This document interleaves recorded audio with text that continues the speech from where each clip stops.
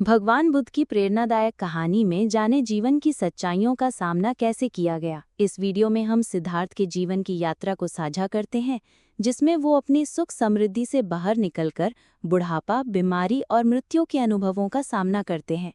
देखिए कैसे उन्होंने तपस्या और ज्ञान की खोज में मध्यम मार्ग को अपनाया और अंततः बुद्ध बने।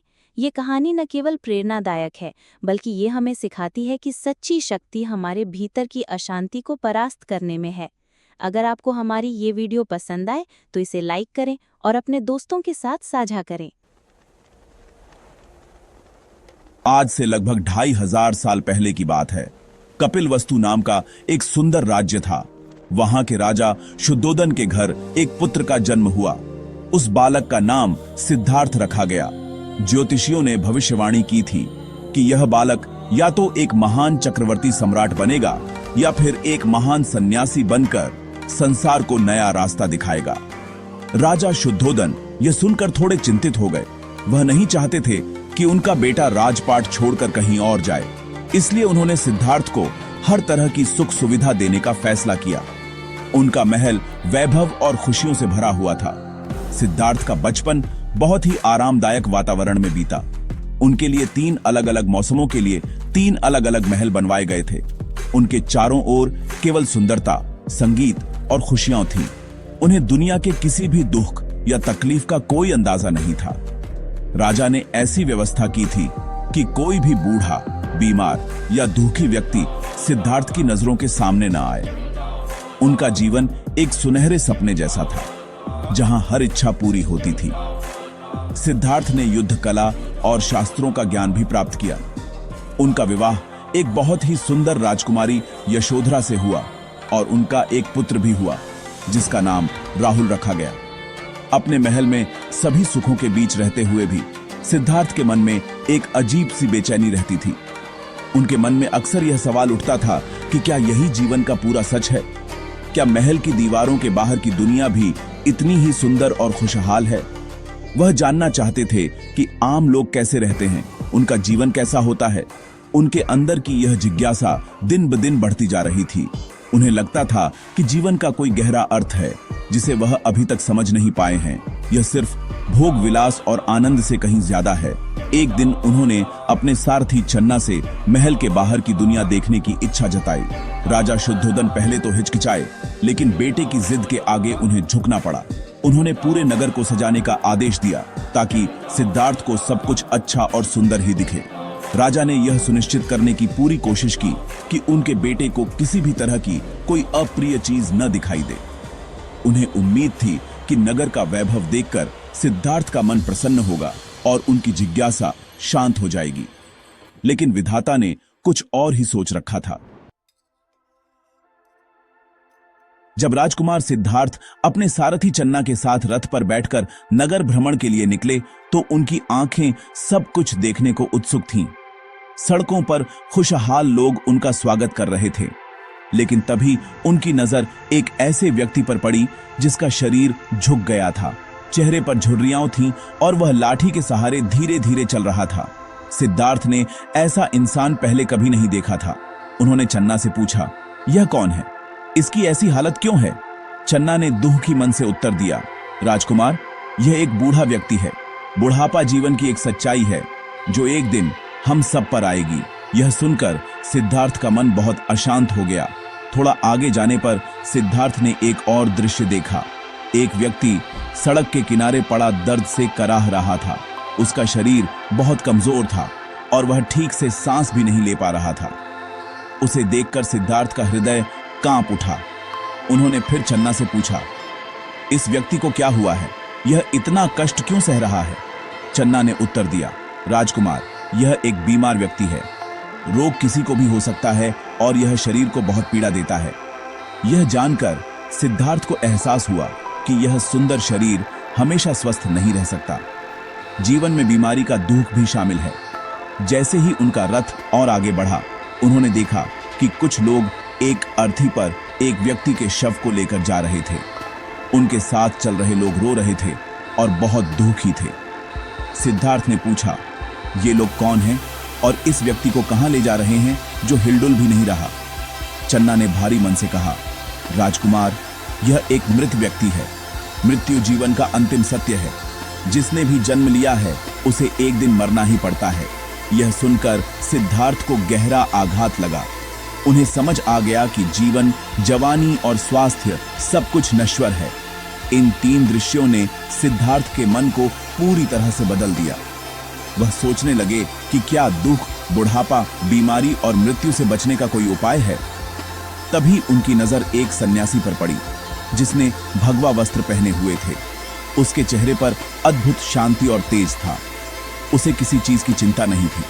सिद्धार्थ ने चन्ना से पूछा, यह कौन है जो इतना शांत और संतुष्ट दिख रहा है?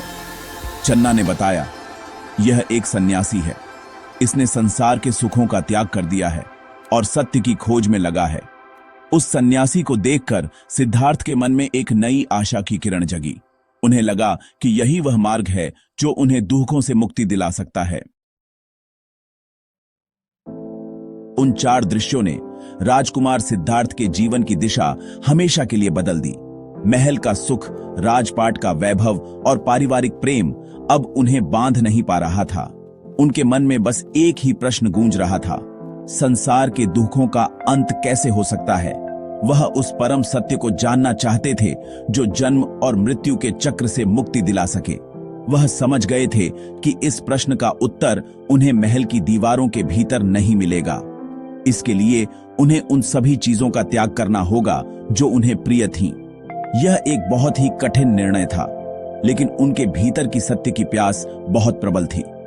एक रात जब पूरा महल गहरी नींद में सो रहा था, सिद्धार्थ ने अंतिम बार अपनी पत्नी यशोधरा और पुत्र राहुल को देखा। उनका मन मोह से भर गया, लेकिन उन्होंने अपने संकल्प को कमजोर नहीं होने दिया।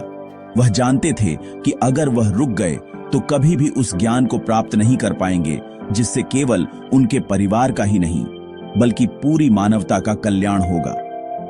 उन्होंने चुपचाप महल छोड़ दिया। अपने प्रिय घोड़े कंथक पर सवार होकर और सारथी चन्ना के साथ वह राजमहल से बहुत दूर निकल गए। यह उनका महाभिनिष्क्रमण यानी महान त्याग था। महल से बहुत दूर एक नदी के किनारे पहुंचकर सिद्धार्थ रुके। उन्होंने अपने राजसी वस्त्र और आभूषण उतार दिए और उन्हें चन्ना को सौंप दिया। उन्होंने अपनी तलवार से अपने लंबे केश काट दिए और एक साधारण भिक्षु का वेश धारण कर लिया। उन्होंने चन्ना को वापस कपिलवस्तु लौट जाने का आदेश दिया। चन्ना बहुत दुखी थे, लेकिन राजकुमार के दृढ़ निश्चय के आगे उन्हें झुकना पड़ा। इस तरह सिद्धार्थ ने एक राजकुमार के जीवन को पूरी तरह से त्याग दिया और सत्य की खोज में एक साधारण सन्यासी के रूप में अपनी यात्रा शुरू की। सिद्धार्थ ज्ञान की तलाश में कई गुरुओं और तपस्वियों से मिले। उन्होंने उनसे ध्यान और योग की विभिन्न विधियां सीखी। उन्होंने सोचा कि शायद शरीर को अत्यधिक कष्ट देने से सत्य का ज्ञान हो जाएगा। इसलिए उन्होंने कठोर तपस्या शुरू कर दी। वह कई दिनों तक बिना कुछ खाए पिए ध्यान में बैठे रहते। उनकी तपस्या इतनी कठोर थी कि उनका शरीर केवल हड्डियों का ढांचा बनकर रह गया। लेकिन इतने कष्ट सहने के बाद भी उन्हें उस परम सत्य का बोध नहीं हुआ जिसकी उन्हें तलाश थी। उन्हें केवल शारीरिक कमजोरी और निराशा ही हाथ लगी। कठोर तपस्या से जब सिद्धार्थ का शरीर पूरी तरह से शिथिल हो गया, तब उन्हें यह ज्ञान हुआ कि यह रास्ता सही नहीं है। शरीर को अत्यधिक कष्ट देना या उसे अत्यधिक सुख देना दोनों ही चरम रास्ते हैं और इनसे सत्य की प्राप्ति नहीं हो सकती। उन्होंने महसूस किया कि सत्य का मार्ग इन दोनों के बीच में है। इसे ही मध्यम मार्ग कहा गया। उन्होंने अपनी कठोर तपस्या छोड़ दी और भोजन ग्रहण करने का निश्चय किया। उसी समय सुजाता नाम की एक स्त्री खीर का कटोरा लेकर वहां से गुजरी और उसने कमजोर तपस्वी को वह खीर अर्पित की। उसे खाकर सिद्धार्थ के शरीर में नई ऊर्जा का संचार हुआ। नई शक्ति और नए विचार के साथ सिद्धार्थ गया के पास एक पीपल के पेड़ के नीचे बैठ गए। उन्होंने दृढ़ संकल्प किया कि जब तक उन्हें परम ज्ञान की प्राप्ति नहीं हो जाती, तब तक वह इस स्थान से नहीं उठेंगे, भले ही उनका शरीर नष्ट क्यों न हो जाए। वह गहरी ध्यान की अवस्था में चले गए। उनके मन में कई तरह के भय, लालसा और संदेह उत्पन्न हुए, जिन्हें मार की सेना कहा जाता है। लेकिन सिद्धार्थ अपने निश्चय पर अडिग रहे। उन्होंने अपने मन की सभी बाधाओं पर विजय प्राप्त की और अपने ध्यान को और भी गहरा करते गए। ध्यान की उस गहरी अवस्था में वैशाख पूर्णिमा की रात को सिद्धार्थ को बोधि यानी परम ज्ञान की प्राप्ति हुई। उन्हें अपने पिछले सभी जन्मों का ज्ञान हो गया। उन्हें कर्म के सिद्धांत का बोध हुआ कि कैसे अच्छे और बुरे कर्म हमारे भविष्य का निर्माण करते हैं। सबसे महत्वपूर्ण बात, उन्हें उन 4 आर्य सत्यों का ज्ञान हुआ जो संसार के दुखों का कारण और उनके निवारण का मार्ग बताते हैं। उस पल से राजकुमार सिद्धार्थ बुद्ध बन गए, जिसका अर्थ है जिसे ज्ञान प्राप्त हो गया हो। वह पीपल का पेड़ बोधि वृक्ष के नाम से प्रसिद्ध हुआ। बुद्ध बनने के बाद उन्होंने अपना शेष जीवन लोगों को वही ज्ञान सिखाने में समर्पित कर दिया जो उन्होंने स्वयं प्राप्त किया था। उन्होंने बच्चों की तरह सरल भाषा में समझाया कि जीवन में दुख है, यह पहला सत्य है। दुख का कारण हमारी इच्छाएं और लगाव है, यह दूसरा सत्य है। इन इच्छाओं को समाप्त करके दुख का अंत किया जा सकता है, यह तीसरा सत्य है। और दुख को समाप्त करने का एक रास्ता है जिसे अष्टांगिक मार्ग कहते हैं, यह चौथा सत्य है। यह मार्ग सही समझ, सही इरादे, सही वाणी, सही कर्म, सही आजीविका, सही प्रयास, सही सजगता और सही ध्यान का रास्ता है। भगवान बुद्ध अपने ज्ञान को सभी के साथ साझा करने के लिए यात्रा करते थे। वह जहां भी जाते, लोग उनकी शांति और करुणा से प्रभावित होते। एक बार एक गांव में एक बहुत ही गुस्सैल व्यक्ति रहता था। जब उसे पता चला कि बुद्ध उसके गांव में आए हैं, तो वह उनके पास गया और बिना किसी कारण के उन्हें भला बुरा कहने लगा। वह बहुत ही अपमानजनक शब्दों का प्रयोग कर रहा था, लेकिन बुद्ध शांत होकर उसकी सारी बातें सुनते रहे। उनके चेहरे पर क्रोध या घृणा का कोई भाव नहीं था, केवल शांति और करुणा थी। जब वह व्यक्ति बोल बोलकर थक गया, तो बुद्ध ने बहुत ही विनम्रता से उससे पूछा, भाई, अगर तुम किसी को कोई उपहार दो और वह उसे स्वीकार न करे, तो वह उपहार किसका होगा? उस व्यक्ति ने थोड़ा सोचकर उत्तर दिया, वह उपहार मेरा ही रहेगा। तब बुद्ध ने मुस्कुराते हुए कहा, ठीक उसी तरह तुमने मुझे जो भी अपशब्द कहे, मैंने उन्हें स्वीकार नहीं किया, इसलिए ये सभी बुरे शब्द तुम्हारे पास ही रह गए। यह सुनकर वह व्यक्ति शर्मिंदा हो गया। उसे अपनी गलती का एहसास हुआ और वह बुद्ध के चरणों में गिरकर क्षमा मांगने लगा। बुद्ध ने उसे करुणा के साथ माफ कर दिया। यह प्रसंग हमें सिखाता है कि क्रोध का उत्तर क्रोध से नहीं, बल्कि शांति और करुणा से देना चाहिए। भगवान बुद्ध ने अपने जीवन और उपदेशों से मानवता को एक नई दिशा दी। उनकी शिक्षाएं किसी एक धर्म तक सीमित नहीं हैं, बल्कि ये पूरे संसार के लिए हैं। उन्होंने हमें सिखाया कि बाहरी दुनिया को बदलने से पहले हमें अपने भीतर की दुनिया को बदलना होगा। मन की शांति ही सच्ची खुशी का आधार है। हमें सभी प्राणियों के प्रति दया और प्रेम का भाव रखना चाहिए। भगवान बुद्ध के जीवन से हमें कई अनमोल शिक्षाएं मिलती हैं।